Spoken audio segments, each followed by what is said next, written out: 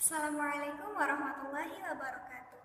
Halo teman-teman semua, apa kabar? Semoga senantiasa sehat dan bahagia ya. Sebelumnya izin memperkenalkan diri, nama saya Inelia Handayani. Di sini saya ingin berbagi kepada teman-teman semua tentang self-love is selfish. Nah, apa maksudnya ya? Mari kita bahas. Siapa nih yang masih asing mendengar istilah self-love? Aku rasa teman-teman di sini sudah tidak asing lagi ya dengan istilah ini. Self-love terdiri dari dua kata yaitu self dan love. Maka jika diartikan secara bahasa adalah mencintai diri sendiri. Nah, menariknya self-love ini dipelajari loh dalam ilmu psikologi. Menurut seorang psikolog bernama Deborah Hosata, istilah self-love diartikan sebagai keadaan apresiasi terhadap diri sendiri yang bersifat dinamis, yang tumbuh dari tindakan yang mendukung pertumbuhan fisik, psikologis, dan spiritual. Jadi sederhananya, self-love itu adalah keadaan di mana diri kita bisa menghargai segala tindakan yang dapat mendukung pertumbuhan dan perkembangan diri kita secara fisik, psikologis, dan spiritual. Atau lebih singkatnya lagi adalah memberikan apresiasi kepada diri atas usaha-usaha yang telah kita lakukan. Lalu emang penting ya kak? Emang manfaat dari self-love apa sih kak? Sini aku kasih paham.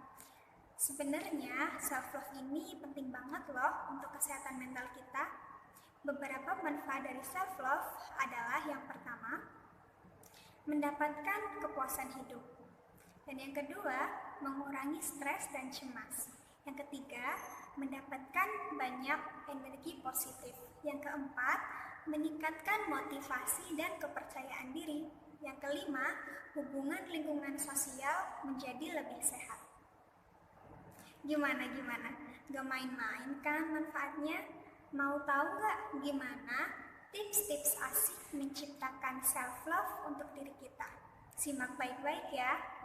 Yang pertama, kenali diri sendiri. Mengenali diri sendiri berarti kita tahu apa kekurangan dan kelebihan diri kita. Yang kedua, berhenti membandingkan diri dengan orang lain.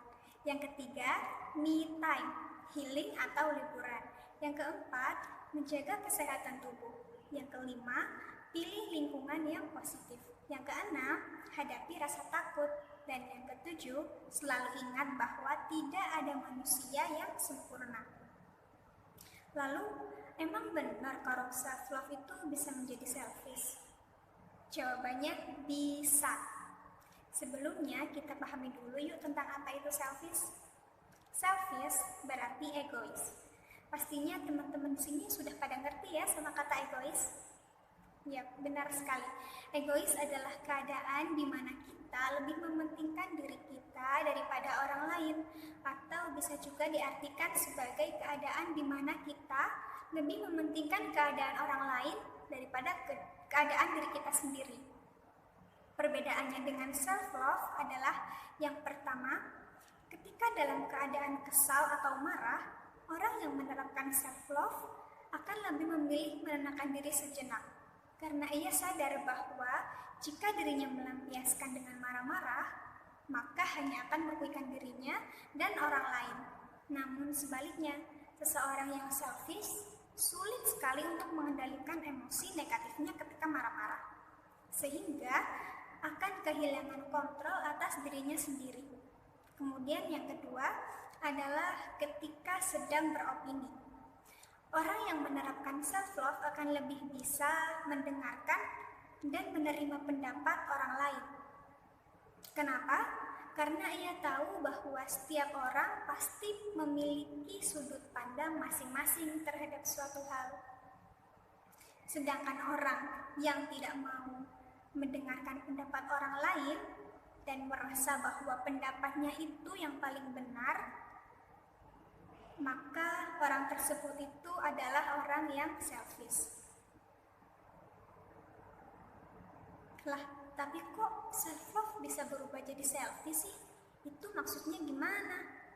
Ya bisa saja teman-teman, sebab tak jarang self-love ini dijadikan dalih untuk kita berbuat sesuatu atas dasar kemauan diri kita tanpa memperdulikan orang lain di sekitar kita, bahkan bisa merugikan orang lain. Misalnya, ketika kita lebih memilih untuk menunda-nunda pekerjaan dan malah bermalas-malasan dengan dalih bahwa kita sedang melakukan self-love, sehingga pekerjaan tadi itu jadi terbengkalai dan menumpuk, yang malah merugikan orang lain yang menjadi rekan kerja kita.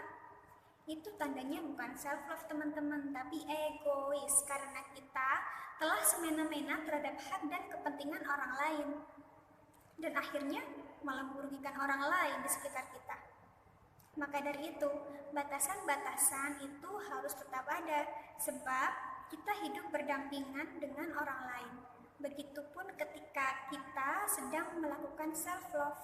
Jangan sampai dengan dalih self-love ini, kita jadi mengorbankan orang lain demi kepentingan diri kita sendiri. Karena jika begitu, maka kemudian akan menyebabkan self-love yang kita lakukan berubah menjadi sikap yang selfish atau egois.